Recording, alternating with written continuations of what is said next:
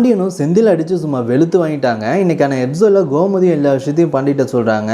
செந்தில் இது மாதிரி லஞ்சம் வாங்கிட்டானா அந்த விஷயத்த மீனாட்ட சொன்னதுனால தான் மீனா நோமா இருக்கா 2 நாள் அப்படின்னு சொல்கிறாங்க. அதை கேட்டு பாண்டியனுக்கு செம கோவம் வருது. என்ன அவன் போயிட்டு லஞ்சம் வாங்கினானா, என்ன கோமதி உண்மையை தான் சொல்கிறாங்கிறான். ஆமாங்க, இது மாதிரி ஏதோ நூலில் தப்பிச்சிட்டாரான், இல்லைனா மாட்டியிருப்பாரான், அசிங்கமாக போயிருக்குமா அப்படி இப்படின்னு மீனா சொன்னாங்க. எனக்கே அவ்வளோ கஷ்டமாக போயிடுச்சுங்கிறாங்க. அவ்வளோ திமிரு வந்துருச்சு அவனுக்கு அப்படின்னு சொல்லிட்டு கோவமாக போகிறாங்க. கோமதி என்ன வேணாங்கன்னு சொல்லி தடுக்கிறாங்க. போயிட்டு பார்த்தீங்கன்னா செந்தில் ரூம் கதவை தட்டுறாங்க. செந்தில் வந்த பிறகு பிடிச்சி பார்த்தீங்கன்னா பலாப்பலான்னு அரைகிறாங்க. அதை பார்த்துட்டு எல்லாருக்குமே ஷாக்கிங்காக இருக்குது. என்ன பாச்சுங்கிறாங்க. ஏன்டா எவ்வளோ திமிரு இருந்தால் உன்னை படிக்க வச்சு இந்த நிலைமைக்கு ஆளாக்கினா நீ இது மாதிரி வேலை பார்க்குறன்னு சொல்லிட்டு லஞ்சம் வாங்குவோம் அப்படிங்கிறாங்க. செந்திலுக்கும் செம கடுப்பாகுது. ஏன்னா வச்சுங்கன்னா மீனா ஏன் இந்த விஷயத்தை எல்லாத்தையும் சொன்னா அப்படின்ட்டு மீனா பார்த்தீங்கன்னா முறைக்கிறாங்க.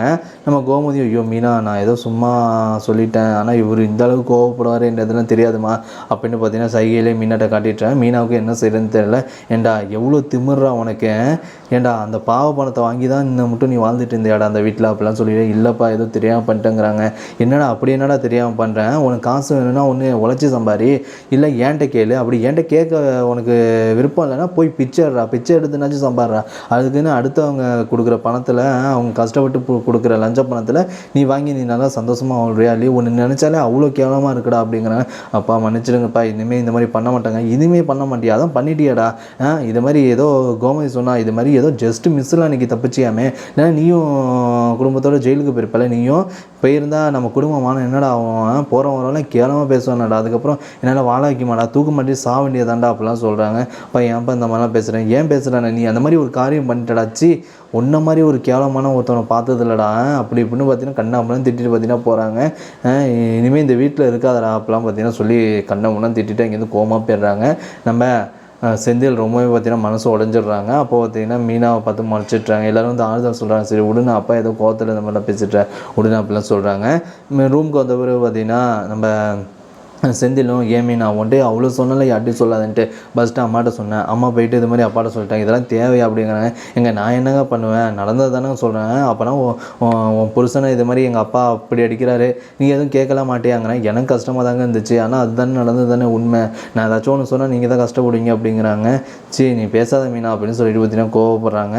இனிமேல் போச்சு, இனிமேல் எல்லோரும் என்னோ மாதிரி பார்ப்பாங்கல்ல அசிங்கமாக இந்த மாதிரிலாம் பார்த்தீங்கன்னா சொல்லிட்டேன், அதெல்லாம் ஒன்றும் இல்லைங்கிறாங்க.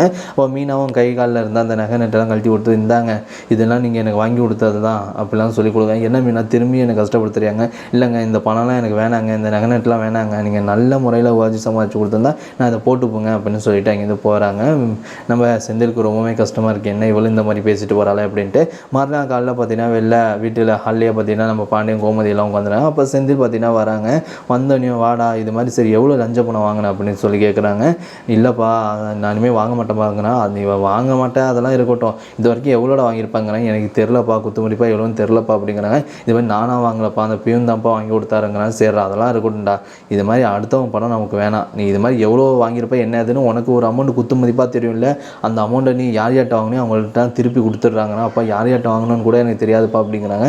நீ தான் கொடுக்கணும், கொடுத்துட்டு தான் இந்த வீட்டுக்குள்ள வரணும், அது வரைக்கும் நீ இந்த வீட்டுக்கு வரவே கூடாதா அப்படின்னு சொல்லி திட்டுறாங்க. அதெல்லாம் பார்த்துட்டு நம்ம பாண்டியன் குடும்பமே அதிர்ச்சியாக இருக்குது. என்ன அப்பா இந்த மாதிரிலாம் பேசுகிறான்ட்டு, முதல்ல இங்கேருந்து போட அந்த பணத்தை கொடுத்துட்டு தாண்டா நீ இந்த வீட்டுக்குள்ள வரணும் அப்படின்னு சொல்லி திட்டி பார்த்தீங்கன்னா செந்தில் இங்கேருந்து வெட்டிடுறாங்க. எல்லாருக்குமே ஷாக்கிங்காக இருக்குது. மீனாவுக்குள்ள என்ன சொல்கிறேன்னு தெரியல.